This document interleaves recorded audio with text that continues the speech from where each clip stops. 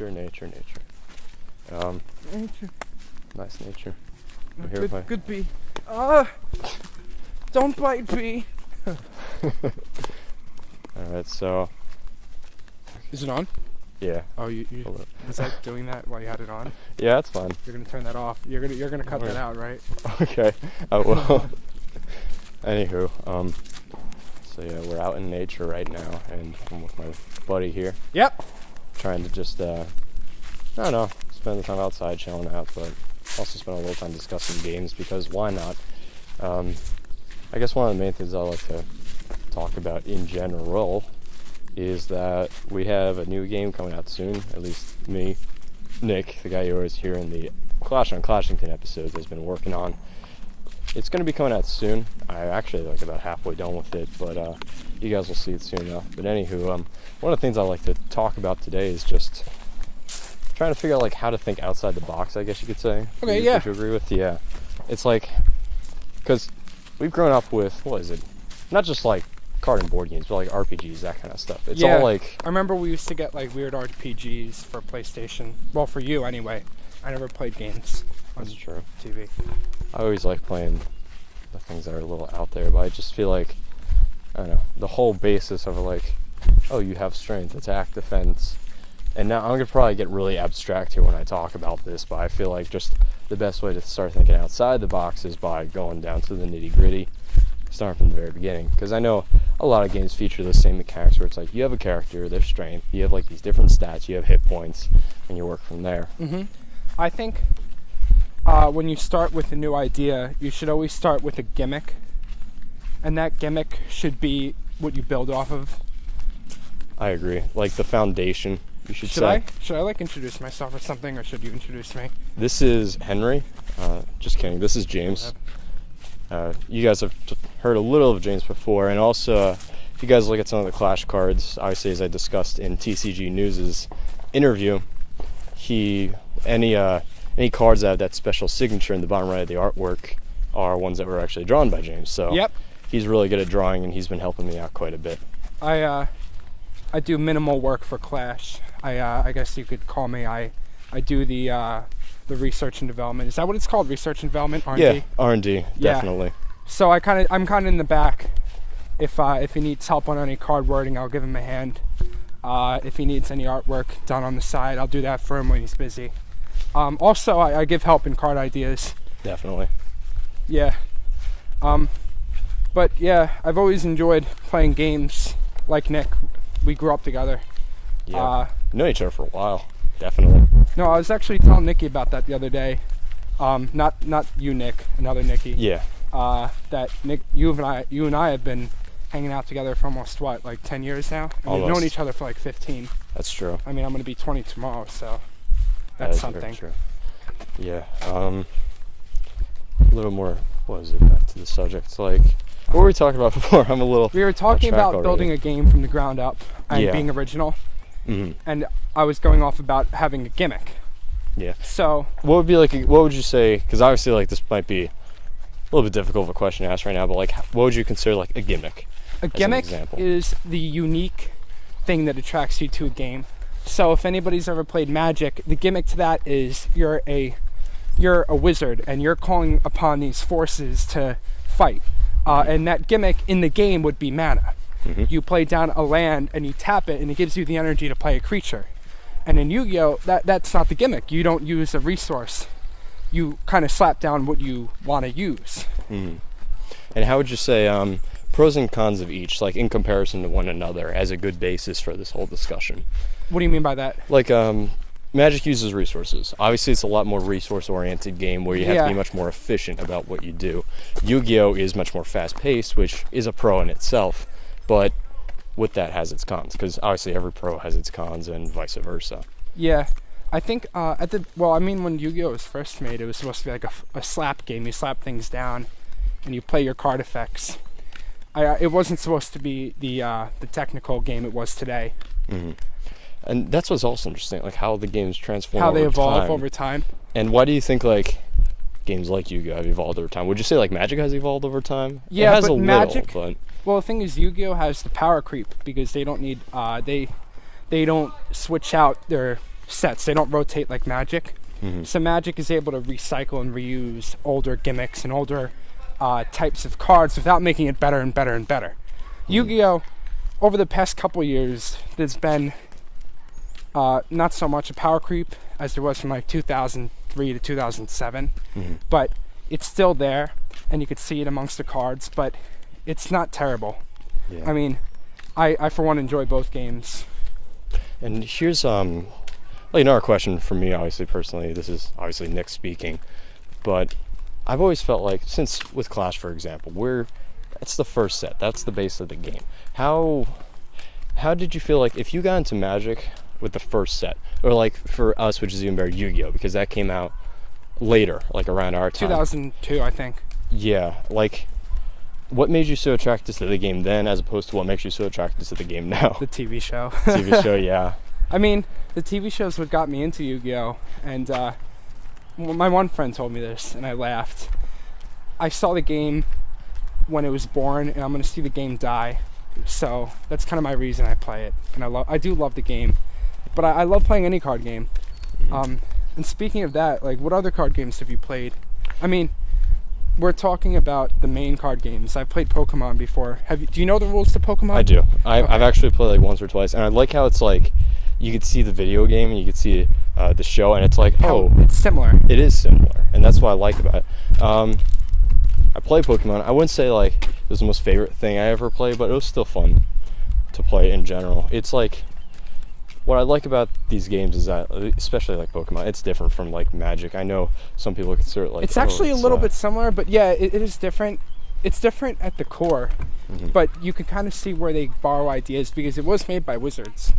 You could see where it borrowed the resource element and having the energy, like land. It's kind of like a reverse land, where instead of you using the land to get creatures out, you're putting the land on the creature, and that fuels them.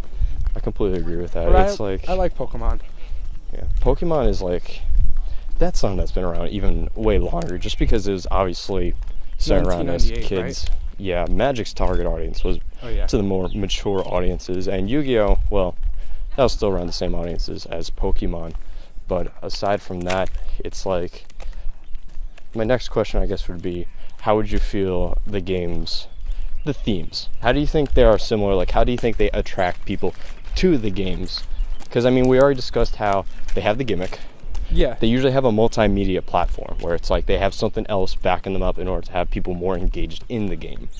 But, I mean, what else do you feel makes it so attractive? I mean, the customizability. You get it. I mean, there's something for everybody. If you're into card games, then you're probably going to find something that you like in the game itself, whether it be a specific series of cards that look really cool, or a deck, or some card works that fascinates you.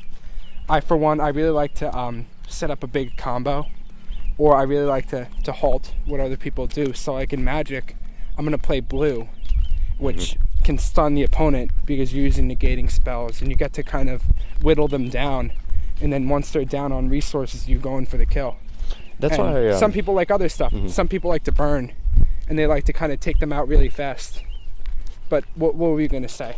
I was just going to add in real quick, like, that's another thing that Magic has that's another pro to the game. It's like, since the very beginning, they've had that whole aspect of the 5 colors, and each color has its own special, unique design. Yeah, and it has its own, like, almost an emotion to it. Where it's like, if you're playing blue, you feel like you're the blue kind of person, more like you're like smart, a thinker, you're calculating the opponent, what they're going to do, and you're trying to play around them. And with red, you're just going in, you're hasty, like literally you're using haste, the card effect to hit them on the first turn, or the first monster you get out can hit them real quick. And then, you have green, which is nature, or you have this abundance of growth and being big and beastly and calling upon other creatures. And you have white, which is order and law, and you have life gain and almost like an oath to it, where you protect your other creatures, or you're protecting your creatures by taking life. And then you have black, which is, give all. You give everything you got to win. You give life, you give creatures. And then there's Yu-Gi-Oh, where I'm not sure if they do it as much anymore. They probably still do a little. Like, they have the different types. I know that. Yu-Gi-Oh is changed. It's based on families of cards, which are archetype, and that pertains to a name. And recently they've made cards that work with types and names. Since the game's been around so long, they've been able to almost make it to where a lot of different things can work. So I know when you left the game, when you played it a little bit, the archetypes are starting to get big, like the elemental hero and like gravekeepers were getting important. But now there's like 100 different archetypes. Yeah. And some of them work with each other, and some of them only work with different types of cards. So I mean, that's cool. And I know occasionally that they add in, like, they try to bring some cards back in a way, whether it's just like a brand new card or you actually have to use the older cards to bring them back. So I know that's one way how they're trying to bring some stuff back, but I think like at the same time that I feel like at the same time that it's still difficult to like bring some of the old stuff back, just because, as you said before, the power creep they need to really compensate for what they do. But I think they do. I think the design, Konami, they do a good job on adjusting to the power creep. And as well, they have the bans list. So one trend I've seen is they release an extremely powerful series of cards, and then after they sell all of their cards and they make their money off of it, they restrict the power of it by putting some of the cards on the bans list, putting it to 1 or 2. And then, that deck is just as powerful as all the other decks out there right now. Yeah. So it's kind of their way of making the money and then limiting the deck, making it easier for people to play against with still being able to make power creep. That's true. Do you have any like particular questions you'd like to definitely ask about the games? Or I mean, like, honestly, we have been making, like I said before, I'll reiterate it again, Clash, 2 other games have been in the works.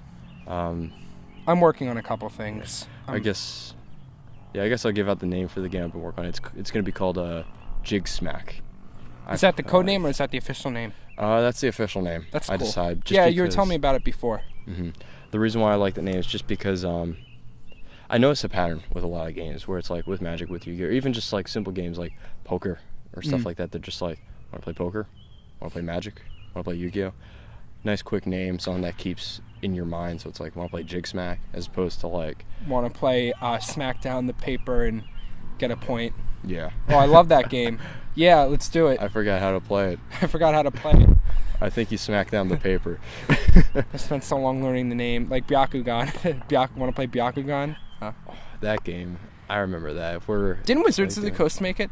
I never got into it. Maybe. I'd have to look that up. But yeah, like, I got like a simple set. It was only like 3 pieces, and as a kid, I was just attracted to like, they look cool, the balls. Yeah, and you roll them around, but like, the thing that like, it's something. It was interesting. I never got into it. I never played it though. I guess the only reason why like it never really lasted is just because it was such a simple game. It's like, oh, you roll them, if you land on there, it gets an attack boost. Yeah, I guess it was kind of like a one-shot thing. What I've been getting into lately is I've really started to enjoy, I'm sure if you go to Barnes & Noble and you go over to the game section, you'll start finding these boxes of like different mini built-in games where, like Boss Monster, you know what I'm talking about? Oh, yeah. You go and you buy Boss Monster, and it's a self-contained game where everything you need to use is right there, like Munchkin.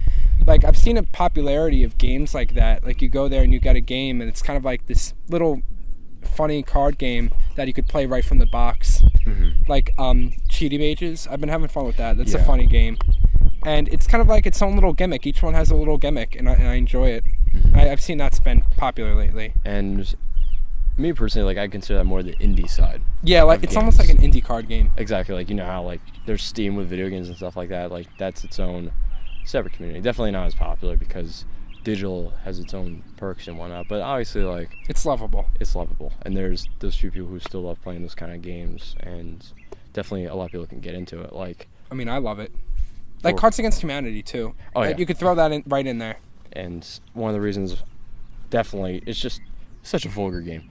Completely unexpected. First time someone plays it, they do not expect something like that. No, I played it. I'm like, Cards Against Humanity, what are we playing? And I was at a friend's house for theater, for like a sleepover or something.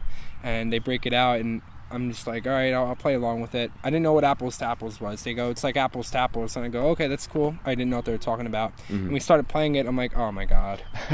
I mean, I loved it. It was funny. I can't play it too often though. It gets boring when I play it more than like once a week. I mean, they definitely bring out the expansions just to mix things up a little. I like how they also have like a few of the custom cards. Yeah, the make your own card. Especially as like inside jokes. But one of the things that I like most right now, or at least going back to like the examples of how, like, do you feel like it's easy to get people into card and board games as easy as it is for video games? I know it's I don't know. a little out there question. You kind of have to have a knack for it. Like if you're not the kind of guy who can sit down and learn a mechanic of a game and learn everything within the game and how it works, and you know you're not the kind of guy that's going to want to play it. I mean, it's a little bit similar to video games where you have to, if it's like an RPG or if it's like a Call of Duty, you have to pick it up and understand how the mechanics work, and you have to spend you need to spend a good couple hours to learn the basics of a game. And especially when it comes down to games that have competitive scenes like Magic and Yu-Gi-Oh, that takes like hundreds of hours to learn everything about a game or all the different type and card matchups. Like on the competitive side. But if you're just playing with a couple friends casually, you know, it's really not that hard. Exactly. You pick it up and they go, okay, well, you can't play that. Why can't I play that? Well, you have to tap your lands first. Oh, okay, I get it now. Do you remember back in the day when you and I like started to get into this stuff? Like, I'm talking about elementary school. Like in 4th grade, 5th grade with the magic table. The magic table? Remember the magic table? Danny, I think Kevin Yoon played a little bit. Oh yeah. We had the magic table, and Joe would play too. Yeah, we play Magic together. And was it before that when we tried to make our own card game? Do you remember that? I remember I made a couple fake card games in 4th grade because I remember Brian Madden actually worked on a fake card game at a Boy Scout camp with me when we were in Boy Scouts. But it was literally Yu-Gi-Oh with our own card effects. Nice. So, but I guess that kind of travels to us today, where we like to make our own card games. And now that we kind of have the common knowledge of like what goes into a card game, at least to a point, we can start being like, well, what if we make it about that? I feel like what is it? Yeah, I remember when we first started making them. It was more so just the whole idea that we'd make the cards, we tried to make the most powerful cards, and then we try to beat our opponents.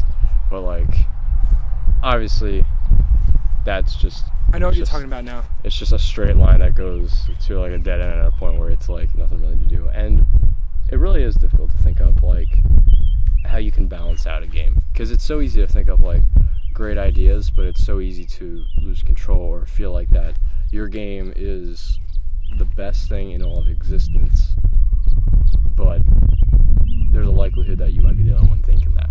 Yeah, like it might blow, but I don't think we've had that problem yet. Oh, yeah, especially like you and me, like we've had it go back and forth, and there's a lot of people in the community, like we give criticism, stuff like that, like feedback about everything, and obviously it's all like supportive and whatnot, but well, I mean, we have a good group. My bad. Continue. Oh, yeah. Well, actually, as you were saying, like, we do have a good group. It's more so, like, we've definitely been growing throughout time, and it's just been improving where we are getting more original. And I noticed a few people are starting to get more digital as well, which I do like. Obviously, you don't have to go digital, but there are a lot of perks to it. For the card game? Yeah, at least I personally think there's perks to going digital, just because, like, well, it's for easy. one, you can make it professional. That's true, and it's easy to keep track of like everything, like if you have it on a computer, just in a file. But obviously, there's also the whole sentimental value of like having your own personal cards at the same time. But I mean, I feel that if I personally don't want to, if the game I'm working on, I would never want to make it 100% from scratch, where I cut the paper out and I write it on the paper and then I color it in. I think it's a little bit gimmicky, like weird. I'd rather do it on a template and then print it out and make it look real. But if I did, I would do it professionally, almost like how people make their own books. Yeah. Using leather bound, and then using like actual through the whole printing process and that. Insane. So I'd actually make it look good, but that would take like tons of hours. You first. What do you think the gimmick of Clash is? I would say it's the kind of having 3 battles at once. Yes. You're commanding 3 battles at once, and it's not like you're attacking each other. It's you're getting ready, and then it's bam. It's a big war as opposed to just individual warfare itself. And yeah, like I remember when we started testing out Clash, like from the very beginning, it was literally like we tried out with like the single Clashington at first. Yeah. And like it was cool, but at the same time, it felt a little too linear, I guess you could say, where it's just like I play this, I play that, I play this, I play that. Okay, Clash. Yeah, the 3 made it strategic because I would say there's really not that many downsides to the game. Like none that I can think of. The only one I would think of is that there is only one war. Like you call one little war, and once it's done, it's done. It's not like you can go back and forth and make a comeback. You know what I mean? But that's why I have 3 clashes, and that almost negates any downside to the game. Like I have yet to find anything I don't like about Clash. Clash is definitely one of the games we've been like struggling our hardest to balance and just to make sure that it's good. And I mean, James knows me as I'm a really organized person. Like I save my stuff on multiple external hard drives, stuff like that. Yeah. I have it on my laptop, I have it on my computer. I have an SD card. SD card, yeah, it's just like, I don't know, it's nice to have that. And obviously, like, down the line when we finally finish the first set and all the cards are, like, as I like to say. In a good 2 weeks. Yeah. 2-3 weeks. 2-3 weeks. Yeah, like, artwork-wise would probably get done, but, like, I'll still need some time just to, like, look over them, stuff like that. But, yeah, I mean, within the next 2 months, we'll be having the last 20 cards released.